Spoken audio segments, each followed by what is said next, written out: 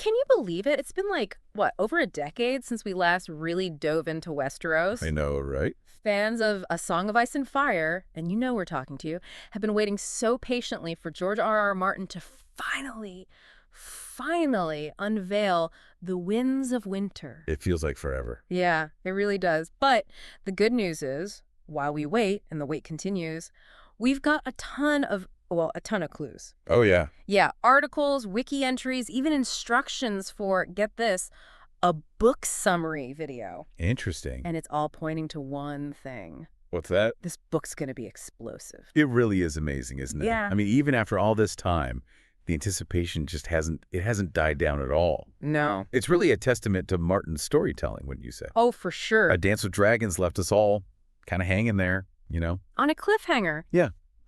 And everything we're hearing about the Winds of Winter suggests that he's not holding back this time. No.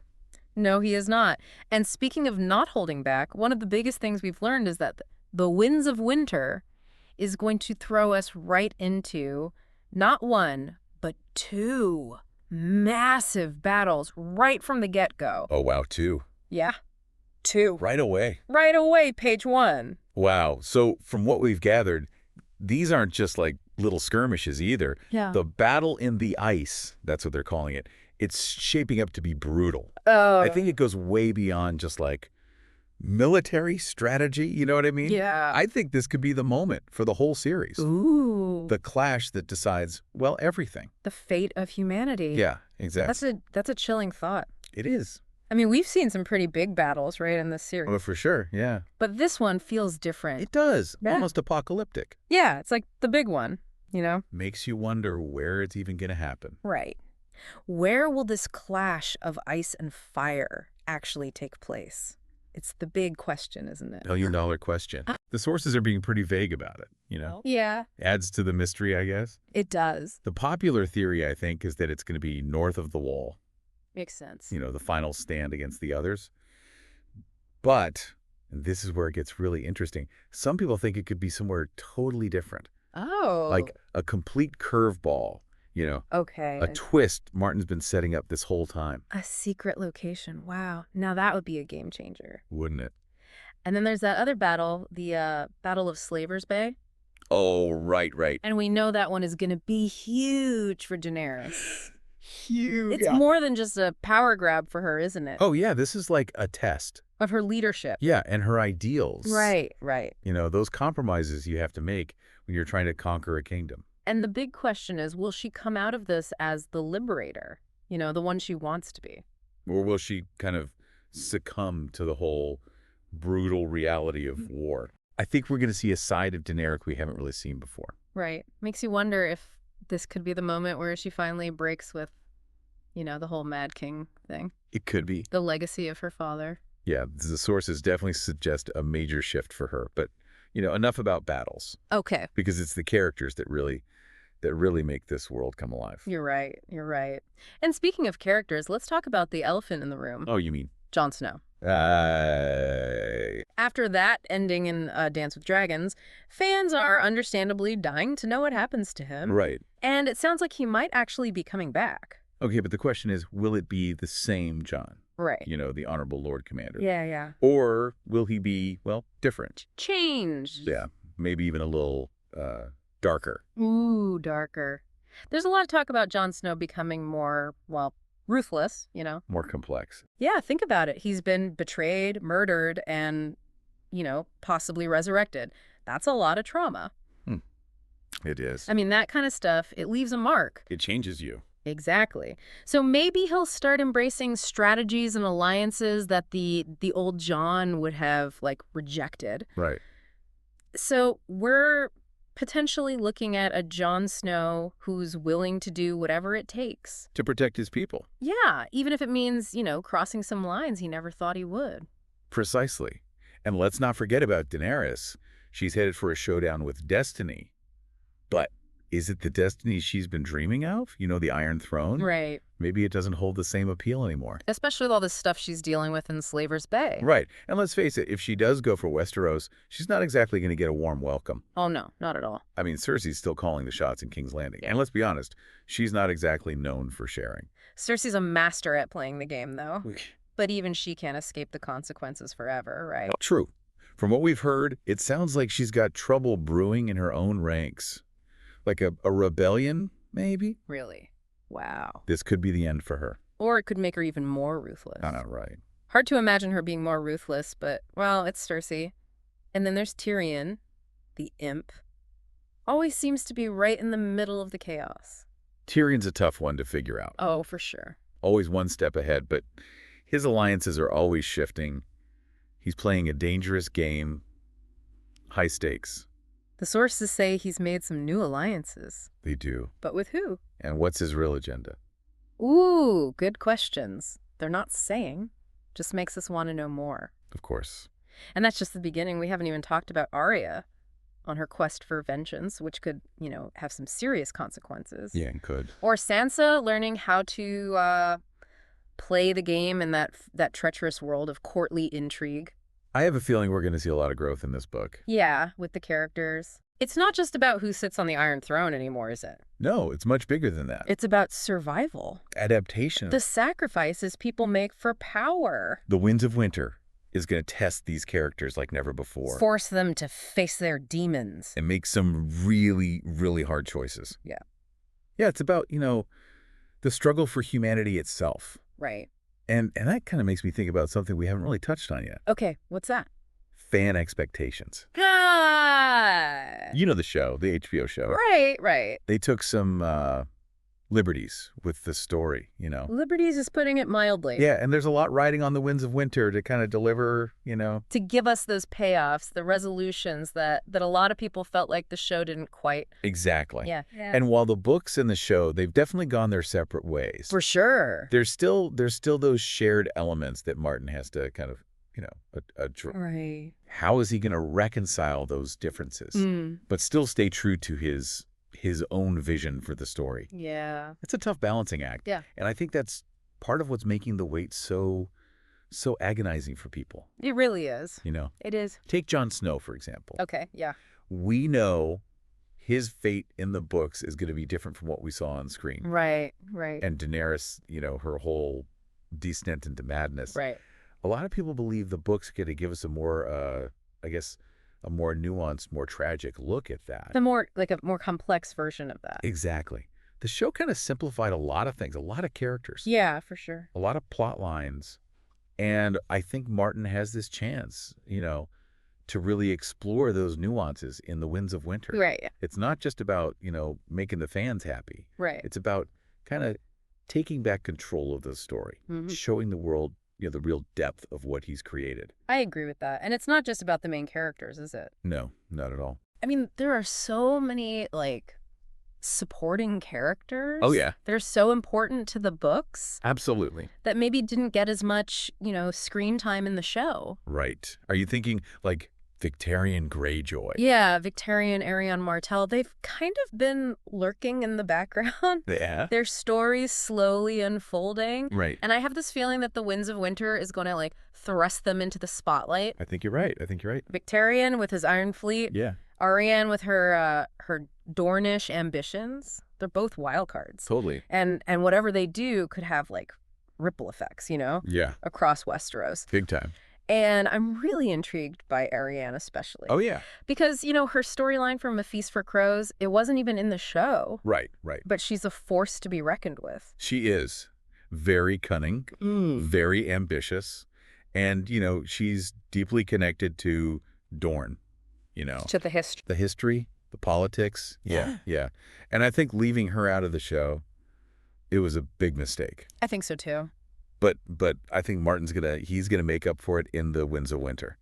And what about that mysterious prologue character? Oh, right. That Martin keeps hinting at. Who could it be? What's their role gonna be in all this chaos? It's anyone's guess at this point. It is. But the fact that Martin's putting them in the prologue, Yeah. it means they're not just some random nobody. No, they're important. Could be someone we already know, right? It could. Someone who's been, working behind the scenes this whole time. Oh, my mind is racing. Mm-hmm. And then there's Melisandre, the Red Priestess. Oh, yes, Melisandre. We know she's headed back to Westeros. But what secrets is she bringing with her? Melisandre, she's always been such a mystery. You know, Oh, for sure. what are her motives? She claims to serve the Lord of Light, Right. but her actions, they sometimes seem, well, more like, she's thinking practically. Not so divine. Yeah, yeah. And I think the Winds of Winter is going to force her Mm. to really look at her own beliefs, Mm. and the true cost of her magic. Yeah, the magic. And speaking of magic, we can't forget about Bran Stark, Oh, right, Bran, the three-eyed raven. the three-eyed raven. Even though he doesn't have his own POV chapters, Right.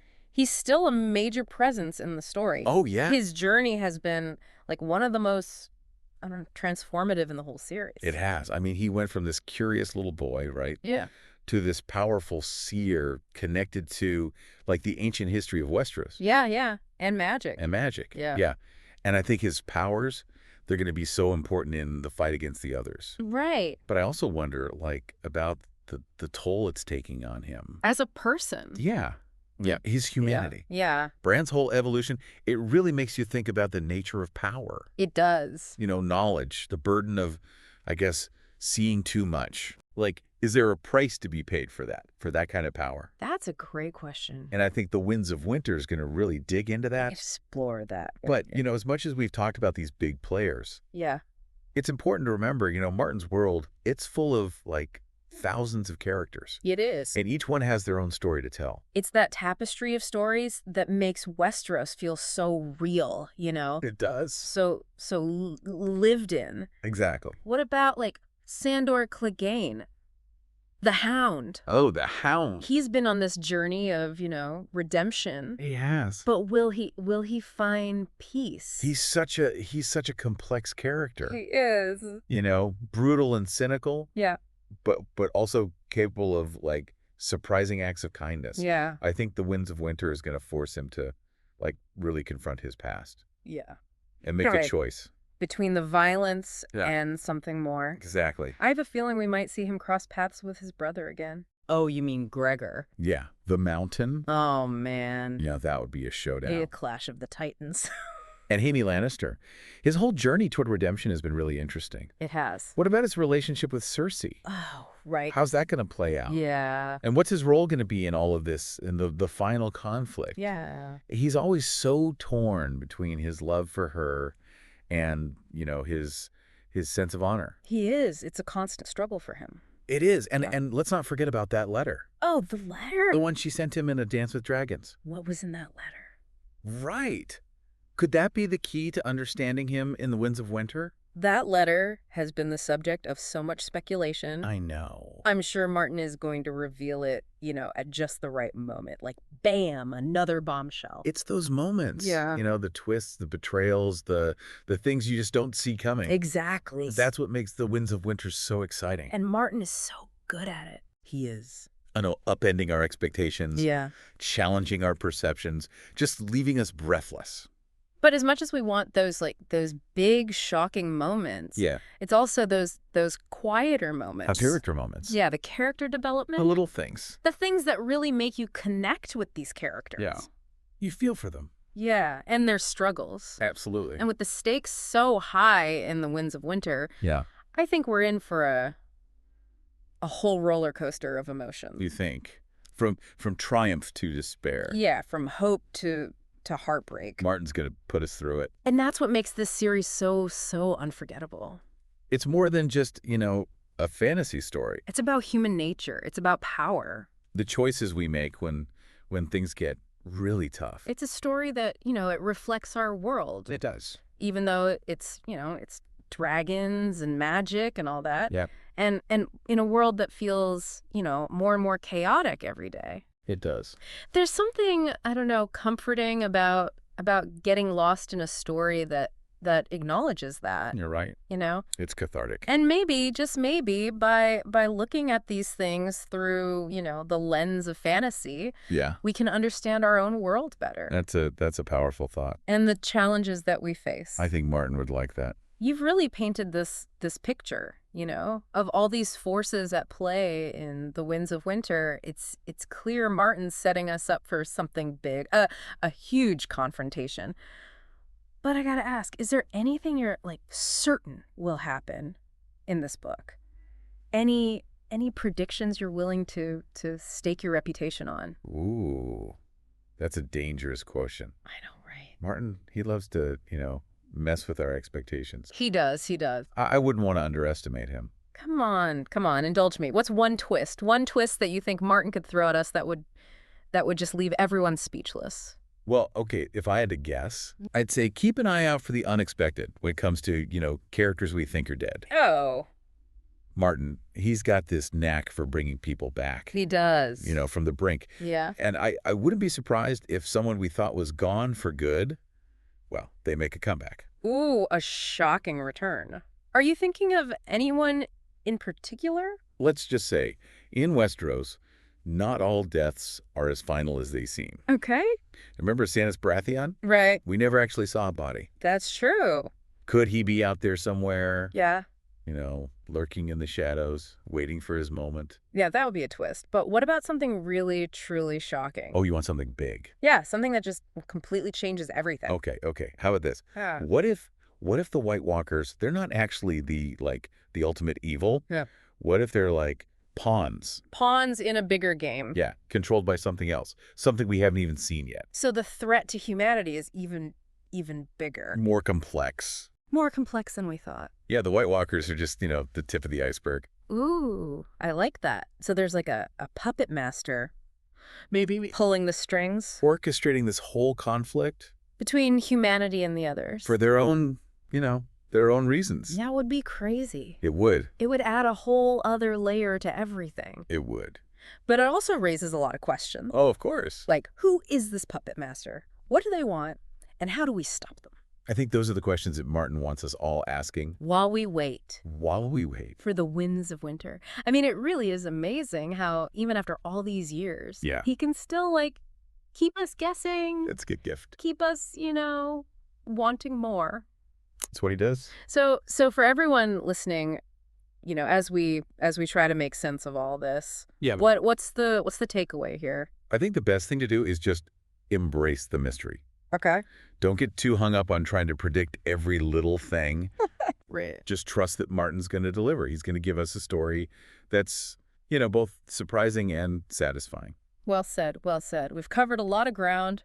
We've talked about battles, Oh, yeah. political intrigue, character arcs. But went there. We even got into some pretty wild speculation. Tattoo. But at the end of the day, the real magic of the Winds of Winter, it's going to be in how Martin brings it all together. The way he weaves it all into this epic tapestry. It's been awesome exploring all this with you, dissecting the clues, thinking about the possibilities. I don't know about you, but I'm even more excited for the Winds of Winter now. Me too.